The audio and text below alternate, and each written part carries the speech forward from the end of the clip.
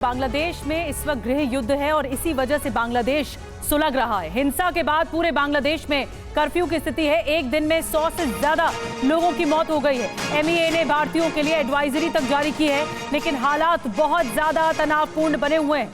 100 से ज्यादा लोगों की जान चली गई है और लगातार पत्थरबाजी की वजह से हालात बिगड़ चुके हैं। एमईए की तरफ से, भारत के विदेश मंत्रालय की तरफ से एडवाइजरी बाकायदा जारी की गई है। जो लोग बांग्लादेश में रह रहे हैं, भारतीय रह रहे हैं, उनके लिए एडवाइजरी जारी की गई है।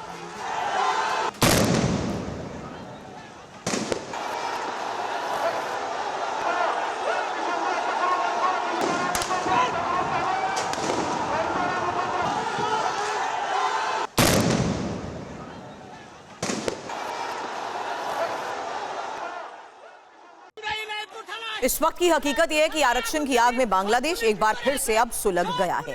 जगह जगह से हिंसा और आगजनी की तस्वीरें तो आपके सामने हैं ही। अब ये सिराजगंज के इनायतपुर थाने की तस्वीर देखिए। प्रदर्शनकारियों ने पुलिस स्टेशन का घेराव किया और उसे आग के हवाले कर दिया। थाने में आग लगने से 13 पुलिस कर्मियों की मौत की भी खबर है। हालांकि लोकल मीडिया रिपोर्ट्स के मुताबिक दोपहर का वक्त था जब कई हजार प्रदर्शनकारियों ने एक साथ इनायतपुर थाने पर धावा बोल दिया।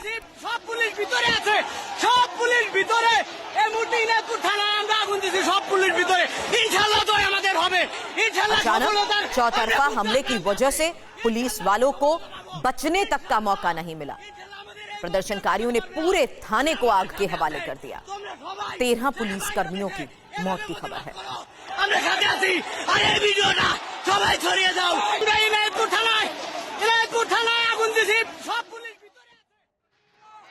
तो हिंसा आगजनी की एक और तस्वीर अब आपको दिखाने जा रहे हैं। किशोरगंज इलाके की ये तस्वीर है, जहां प्रदर्शनकारियों ने शेख हसीना का पार्टी अवामी लीग के कार्यालय पर हमला बोल दिया। हजारों की तादाद में आए उपद्रवियों ने लाठी डंडों से दफ्तर के अंदर तोड़फोड़ की और फिर अंदर पेट्रोल डालकर आग लगा दी।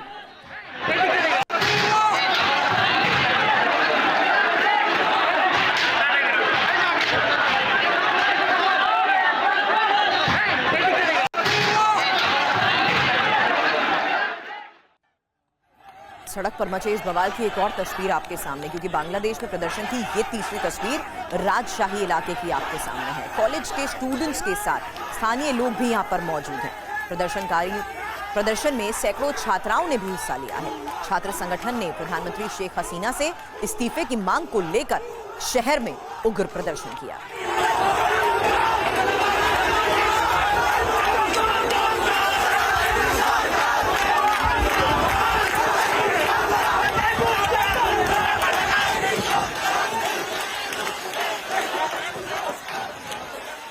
और आइए अगली तस्वीर भी आपको दिखाने जा रहे हैं। क्यूमिला शहर की ये तस्वीर है। बांग्लादेश के क्यूमिला शहर की तस्वीर आपको दिखा रहे हैं, टीवी स्क्रीन पर देखिए, जहां प्रदर्शनकारियों ने हाथों में बड़े बड़े डंडे लेकर वो सड़कों पर उतर आए हैं। और ये तस्वीर वाकई डराती है कि इस वक्त क्या हालात हो गए हैं। इतना बड़ा गृह युद्ध चल रहा है बांग्लादेश में कि जो आवाम है वो ही सरकार के खिलाफ हो रही है।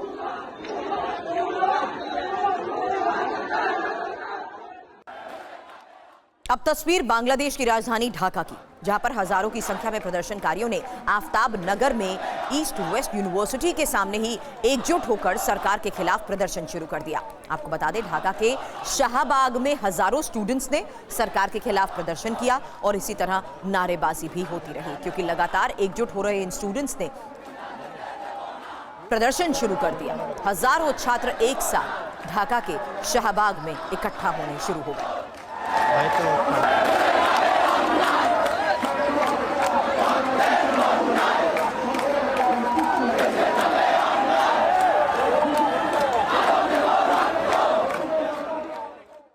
और इस हिंसक प्रदर्शन में अब तक कई पुलिसकर्मी मारे जा चुके हैं। ये तस्वीर आपको जो दिखा रहे हैं, बांग्लादेश में हालात इस कदर बिगड़ चुके हैं कि सड़कों पर सेना को उतारना पड़ा है। टैंकों के साथ पेट्रोलिंग कर रही है सेना। ये देखिए, बावजूद इसके प्रदर्शनकारियों के हौसले पस्त नहीं हुए, जस के तस बने हुए हैं। कई जगहों पर लोगों की भीड़ टैंक के साथ चल रहे सैनिकों से उलझती हुई भी दिख रही है।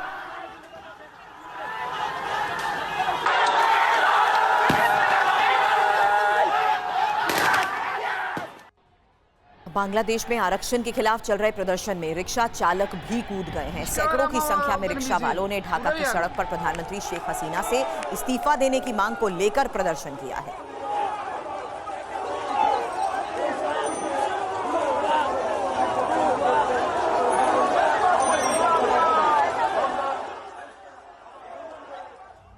एक एक करके ये जो तस्वीरें आपके सामने आ रही हैं वो सबूत है कि हिंसा की आग में पूरा बांग्लादेश इस वक्त झुलस रहा है। शेख हसीना सरकार की ओर से पूरे देश में कर्फ्यू लगा दिया गया है। प्रधानमंत्री शेख हसीना प्रदर्शनकारियों से लगातार शांति की अपील भी कर रही हैं। उसके बावजूद प्रदर्शनकारी सामने को आने को तैयार नहीं है, सामने से रुकने को तैयार नहीं है। पूरे देश में खूनी संघर्ष चल रहा है, खूनी खेल चल रहा है, हिंसा का तांडव चल रहा है। प्रधानमंत्री शेख हसीना के इस्तीफे की मांग तक हो रही है। प्रदर्शनकारी डटे हुए, हिलने को तैयार नहीं है। ये हिंसक प्रदर्शन में लगे हुए प्रदर्शनकारी, 100 लोगों की मौत हो चुकी है इस प्रदर्शन के तहत। 13 पुलिसकर्मी और 6 पत्रकार भी इसमें शामिल हैं। तो ये सबसे ज्यादा गृह विद्रोह देखने को मिल रहा है बांग्लादेश में।